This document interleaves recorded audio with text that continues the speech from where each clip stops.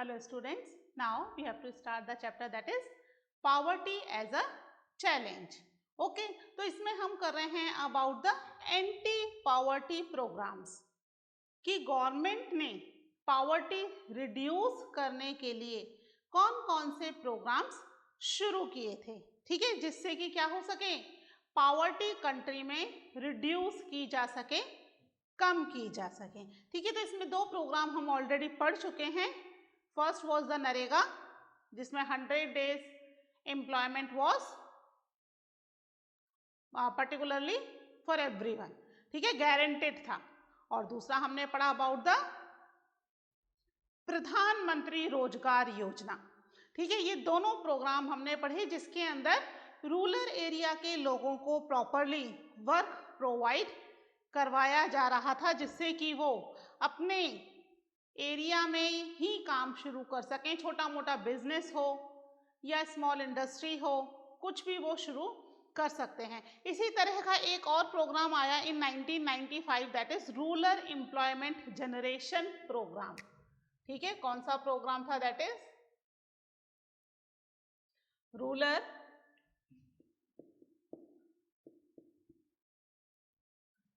Employment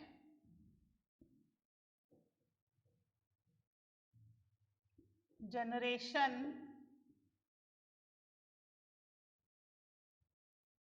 programme. ठीक है, short में क्या कहेंगे? REGP। ठीक है, ये this is it's short form. कब शुरू हुआ?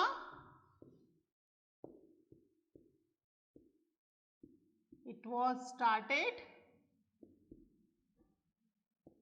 इन 1995। इससे पहले प्रधानमंत्री रोजगार योजना दैट वाज इन 1993 और ये 1995 में शुरू हुआ है। ठीक है, ये जो प्रोग्राम था ये भी बेसिकली क्या कर रहा था कि रूरल एरियाज में सेल्फ एम्प्लॉयमेंट प्रोवाइड करने पर इसका एम्फेसिस था। प्लस यहाँ पर जो अपनी कंट्री में हर साल 5 इयर्स प्लान बनते हैं, नेक्स्ट 5 इयर्स में कंट्री में क्या डेवलपमेंट किया जाएगा, इसके रिगार्डिंग प्रोग्राम्स बनते हैं। ठीक है, तो 10th नंबर का जो 5 ईयर प्रोग्राम था उसके अंदर ये डिसाइड किया गया कि नेक्स्ट 5 इयर्स में लगभग 25 लाख जॉब्स रूरल एरियाज में शुरू की जाएंगी। रूरल हाउस होल्ड फैमिली को उससे बेनिफिटेड किया जाएगा। ठीक है, इट वॉज द टारगेटेड कि भाई ये टारगेट है कि इतना 25 तो एटलीस्ट देनी ही है, ज़्यादा हो जाए तो कोई बात नहीं, है ना, क्योंकि अनएम्प्लॉयमेंट की वजह से ही तो पॉवर्टी है। अगर प्रॉपर एम्प्लॉयमेंट मिले, अच्छा एम्प्लॉयमेंट मिले, अच्छी सैलरी मिले, अच्छा जॉब मिले तो पॉवर्टी खत्म हो जाए अपने आप ही। तो यहाँ पर बेसिकली सेल्फ एम्प्लॉयमेंट तो दिया ही जा रहा था, प्लस यहाँ पर एक टारगेट कर दिया गया कि भाई 25 लाख जॉब्स जो हैं वो तो कंट्री में प्रोवाइड की ही जाएंगी। क्या क्या टारगेट थे इस प्रोग्राम के? That was the to create self employment opportunity, है ना, to create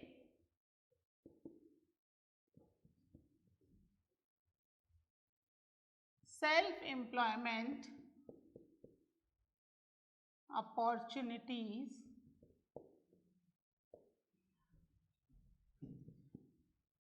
to the rural areas and towns। ठीक है, रूरल एरियाज और टाउन्स में सेल्फ एम्प्लॉयमेंट अपॉर्चुनिटीज दी जाएंगी। फिर प्लस एक टारगेट फिक्स कर लिया गया, a target for creating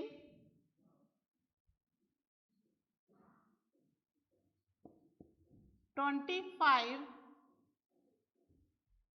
lakh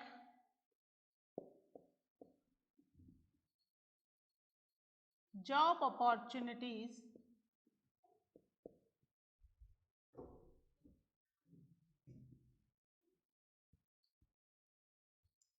has been set up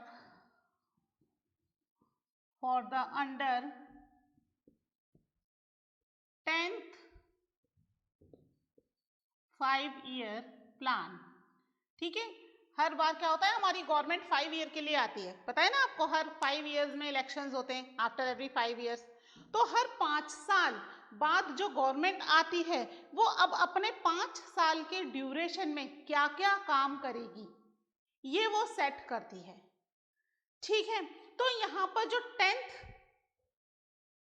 time government आई, ठीक है, वो 10th टाइम गवर्नमेंट ने जो 5 ईयर प्लान बनाया, उस 5 ईयर प्लान के अकॉर्डिंग कंट्री में लगभग 25 लाख न्यू जॉब्स क्रिएट करने का टारगेट रखा गया कि 25 लाख न्यू जॉब अपॉर्चुनिटीज जो है हैज बीन सेट अप, कि इतनी तो जॉब अपॉर्चुनिटीज सेट की जाएंगी। ठीक है, तो बेसिकली इसके ये 2 टारगेट थे। ठीक है, इसको नोट डाउन कीजिए, फिर देखते हैं नेक्स्ट क्या प्रोग्राम आया।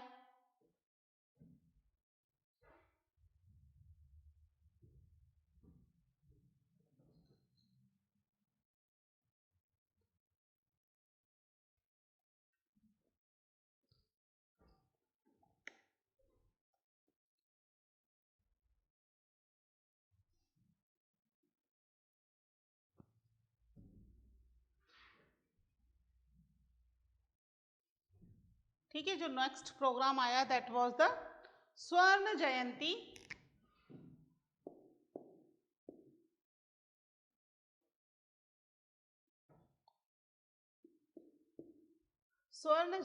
ग्राम स्वरोजगार योजना, है ना, शॉर्ट में क्या हो जाएगा, SGSY। ठीक है, स्वर्ण जयंती ग्राम स्वरोजगार योजना। ठीक है, ये जो आई इट वाज स्टार्टेड इन 1999।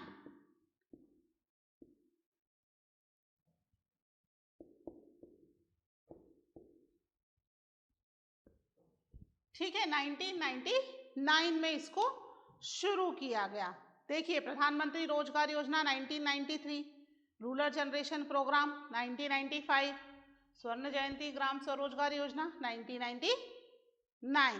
ठीक है, एक के बाद एक ये प्रोग्राम आते चले जा रहे हैं।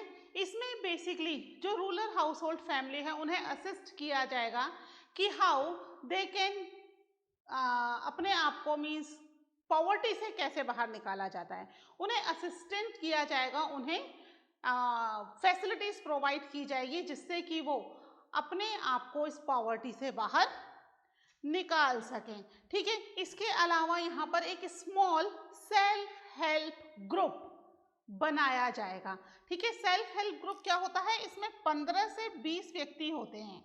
ठीक है, गांव के आसपास के एक दूसरे को बहुत अच्छे से जानते हैं, बहुत सालों से जानते हैं, उसी गांव में रह रहे हैं कई सालों से, है ना, उनके जो फोर फादर्स थे वो भी वहीं रह रहे थे, तो वो they know each other very well.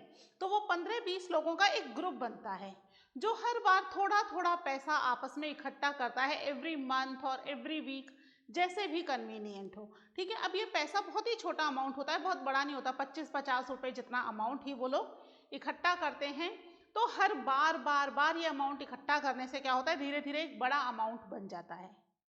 और अब इन 15-20 लोगों में से जिसे भी पैसे की जरूरत पड़ेगी वो उस सेल्फ हेल्प ग्रुप में से वो पैसा उधार ले लेगा, है ना, क्रेडिट करवाएगा, यानी उसको वो पैसा क्या करना पड़ेगा, बाद में चुकाना पड़ेगा। ठीक है, फायदा क्या होगा कि यहाँ पर जो सेल्फ हेल्प ग्रुप है इसमें उसे इंटरेस्ट रेट नहीं देना पड़ेगा, अगर इंटरेस्ट लगता भी है तो बहुत ही मिनिमम इंटरेस्ट लगेगा, क्योंकि ये क्या है, बेसिकली ग्रुप क्यों शुरू किया गया है, टू हेल्प ईच अदर। ठीक है, इसके बारे में आप थोड़ा डिटेल में नेक्स्ट ईयर पढ़ोगे 10th क्लास में। इस साल इतना ही काफी है आपके लिए कि भाई आपस में एक दूसरे की हेल्प करने के लिए ये ग्रुप बनाया जाता है, मॉनेटरी हेल्प भी करते हैं। ठीक है, ऐसे सोशली तो हम हेल्प करते ही हैं एक दूसरे की, कि अगर कोई बीमार पड़ गया तो उसके घर चले जाओ देख रेख करने के लिए, है ना, ऐसा ये हेल्प हो ही रही थी। बेसिकली सेल्फ हेल्प ग्रुप किसके लिए बन रहा था, फॉर द मॉनेटरी हेल्प, है ना। तो यहाँ पर उनको ये प्रॉपरली असिस्टेंस दिया जाता है कि किस तरीके से वो पावर्टी से बाहर आ सकते हैं, ठीक है, they can cope up from the poverty. ये बेसिकली असिस्टेंस दिया जा रहा था और साथ में इनको हेल्प भी प्रोवाइड, मॉनेटरी हेल्प भी प्रोवाइड की जा रही थी। क्या किया जा रहा था, लिख लेते हैं एक बार, ठीक है। Aim to bring the assistant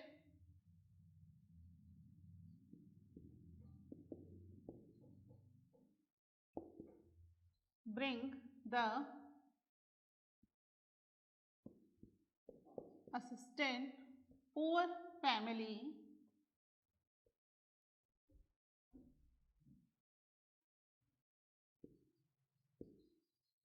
above the poverty line, ठीक है। पावर्टी लाइन से बाहर आने के लिए कैसे करेंगे, to organising them into a self help group, ठीक है। सेल्फ हेल्प ग्रुप में उनको ऑर्गेनाइज करा दिया गया, जिसके थ्रू क्या हुआ, through a mix bank credit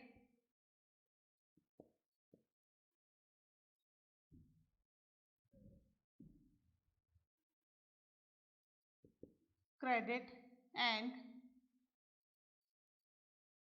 government subsidy,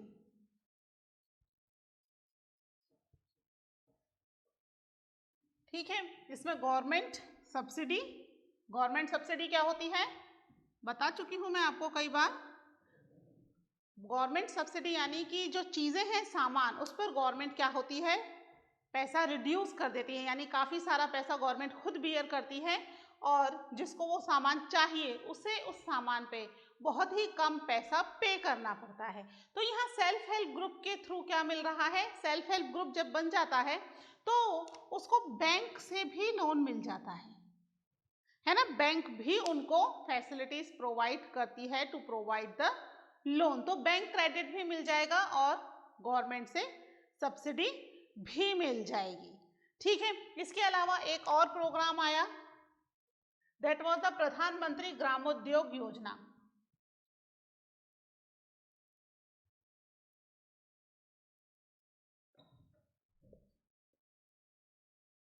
ग्रामोद्योग योजना, PMGY, ठीक है, शॉर्ट में PMGY, ठीक है। ये जो था it was started in 2000,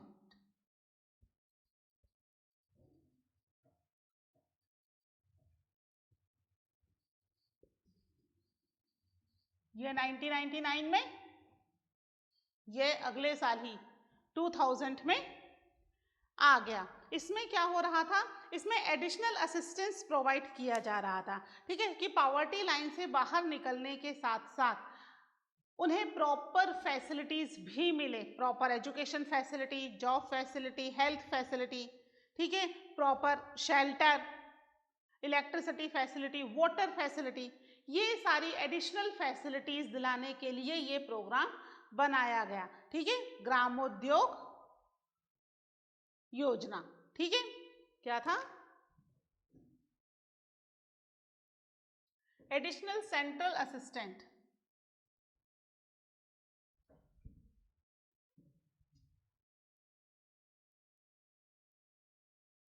additional क्यों, additional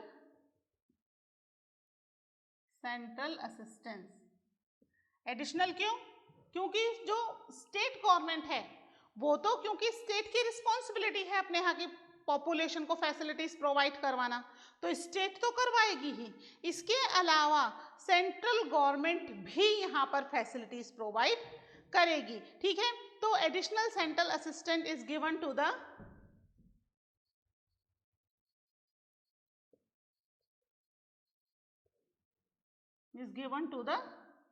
states for basic services,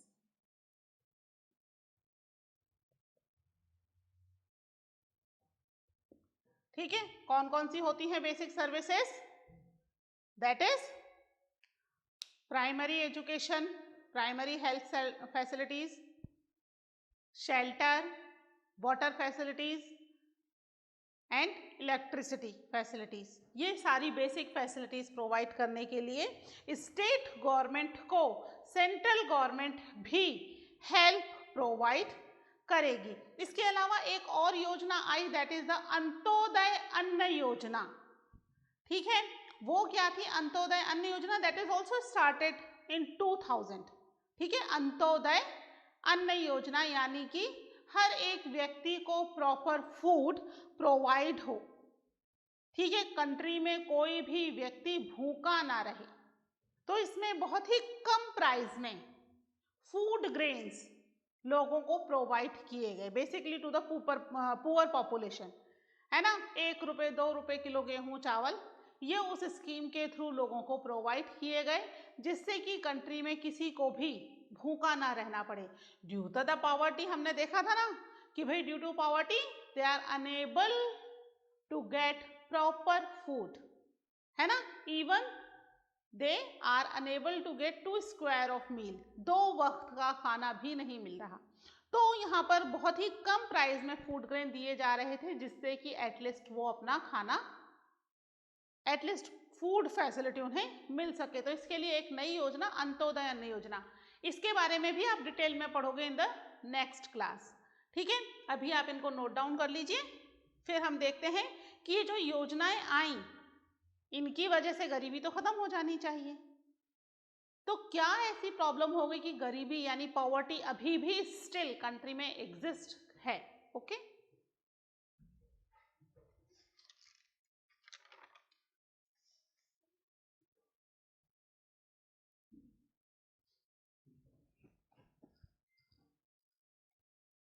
ठीक है। ये एंटी पॉवर्टी प्रोग्राम्स हमने पढ़े, कितने पढ़ लिए? नरेगा, प्रधानमंत्री रोजगार योजना, रूरल जनरेशन प्रोग्राम, स्वर्ण जयंती प्रोग्राम एंड प्रधानमंत्री ग्रामोद्योग योजना प्रोग्राम, है ना। इतने सारे प्रोग्राम आ गए। इतने सारे प्रोग्राम्स आने की वजह से क्या होना चाहिए? पॉवर्टी तो रिड्यूस हो जानी चाहिए, इवन खत्म ही हो जानी चाहिए अभी तक तो कंट्री से। पर ऐसा हुआ क्या? ऐसा नहीं हुआ है। कंट्री में अभी भी स्टिल पॉवर्टी है। तो ऐसा क्या है जिसकी वजह से इतने सारे प्रोग्राम बैक टू बैक आने के बावजूद भी पॉवर्टी खत्म नहीं हो पाई? इन प्रोग्राम्स का कंट्री की पॉपुलेशन पर कुछ असर नहीं हुआ, या ये पॉवर्टी की जो प्रोग्राम्स है इतने इफेक्टिव नहीं हुए? एग्जैक्टली, ये प्रोग्राम्स बहुत ज़्यादा इफेक्टिव नहीं हुए। ठीक है, हम देखते हैं इनके रीजन कि why this programme were less effectiveness of programmes.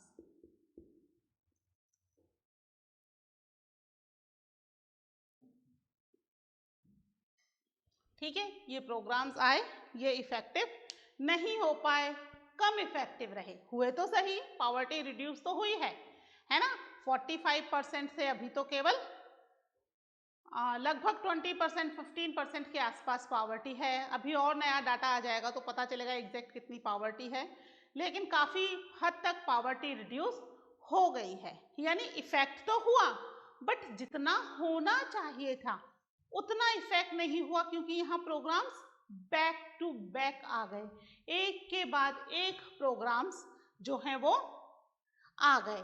ठीक है, जो प्रोग्राम्स थी उनकी ओवरलैपिंग हो गई, और ओवरलैपिंग होने के साथ साथ ही ये प्रोग्राम्स उस तरीके से इम्प्लीमेंट नहीं हो पाए जितने अच्छे से इन प्रोग्राम्स को इम्प्लीमेंट होना था, है ना। इनके इम्प्लीमेंटेशन के लिए वही गवर्नमेंट एम्प्लॉयज हैं, कोई नए गवर्नमेंट एम्प्लॉयज तो है नहीं नए नए प्रोग्राम्स के लिए। तो क्या हो रहा है, एक प्रोग्राम आया, एम्प्लॉयज ने उसको इम्प्लीमेंट किया, लोगों को पता चलना शुरू हुआ, लोगों का रिस्पॉन्स आना शुरू हुआ, फैसिलिटीज अवेल करानी शुरू की। इतने में नया प्रोग्राम आ गया, तो जो पहला प्रोग्राम था उसको साइड में रखकर नया प्रोग्राम इम्प्लीमेंट कर दिया। उसके बारे में लोगों को पता चला, फैसिलिटीज दी, इतने में फिर नया प्रोग्राम आ गया, उस प्रोग्राम को भी साइड में रखा, नए को इम्प्लीमेंट। जो इम्प्लीमेंट करने वाले लोग थे वो तो वही थे, तो यहाँ पर इम्प्लीमेंटेशन प्रॉपर नहीं हो पाया, प्लस प्रोग्राम्स की ओवरलैपिंग हो गई, एक के बाद एक प्रोग्राम आ गए। क्या हुआ? Lack of proper implementation.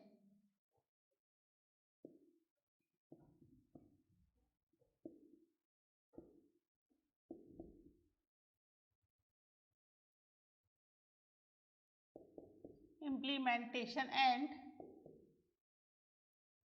Right targeting. किसको टारगेट करना है?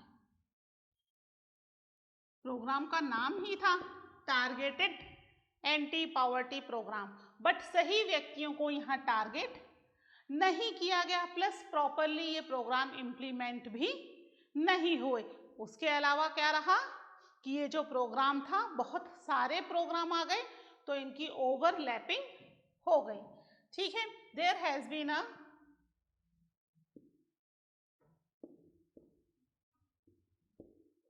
a lot of overlapping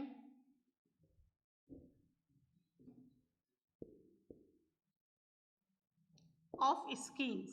ठीक है, इतनी सारी स्कीम्स आई, सबकी ओवरलैपिंग हो गई। ठीक है, तो यहाँ पर जो बेनिफिट मिलना चाहिए था या जो फायदा मिलना चाहिए था जिस ग्रुप को, जितना ज्यादा उतना ज्यादा फायदा नहीं मिल पाया है। ठीक है, the benefit of these scheme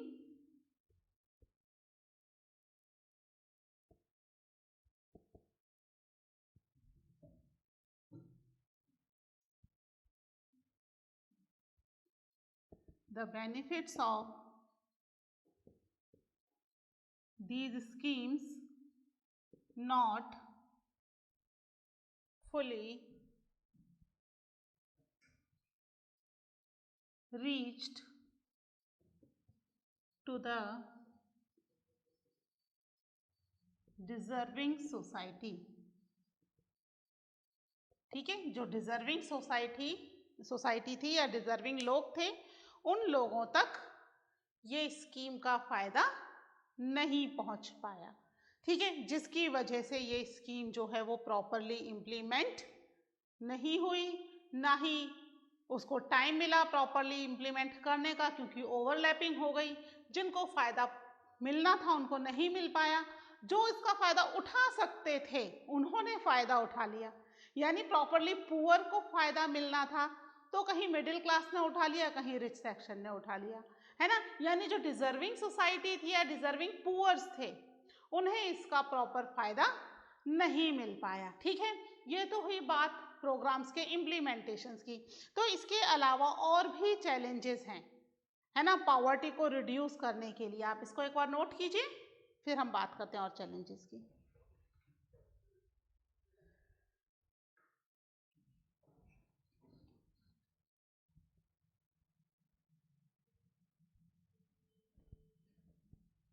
ठीक है, एंटी पॉवर्टी प्रोग्राम में इतना सारा गवर्नमेंट ने प्रोग्राम बनाया फैसिलिटीज प्रोवाइड करने का, पॉवर्टी रिड्यूस तो हुई है बट खत्म नहीं हो पाई है।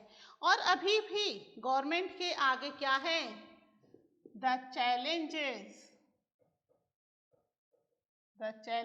अहेड, और भी बड़े बड़े चैलेंजेस हैं। क्या क्या चैलेंजेस हैं? लोगों को प्रॉपरली फैसिलिटीज प्रोवाइड करवाई जा रही है ना, तो यहाँ पर मिनिमम लेवल ऑफ फैसिलिटीज की बजाय अब रीजनेबल लेवल ऑफ फैसिलिटीज होनी चाहिए।